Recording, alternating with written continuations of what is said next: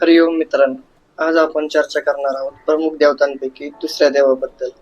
तर चला मित्रांनो सुरू करूया.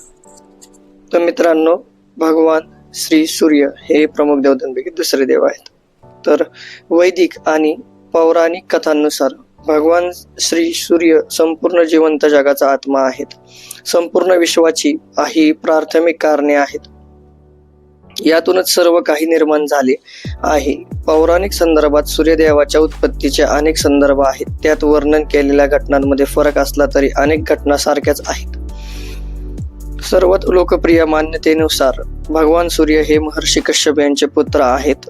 महर्षी कश्यप यांच्या पत्नी आदितीच्या पोटी त्यांचा जन्म झाला.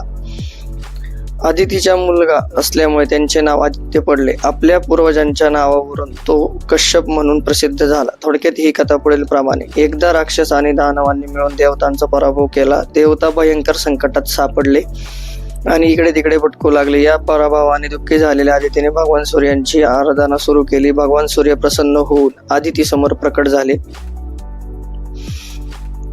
ते आदितीला म्हणाले की देवी, तुम्ही तुमची काळजी सोडून द्या, मी तुझी इच्छा पूर्ण करीन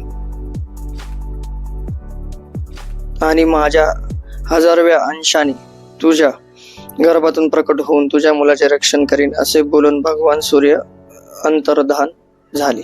तर मित्रांनो, माहिती देऊन झालेली आहे. भेटूया उद्याच्या व्हिडिओमध्ये. नारायण.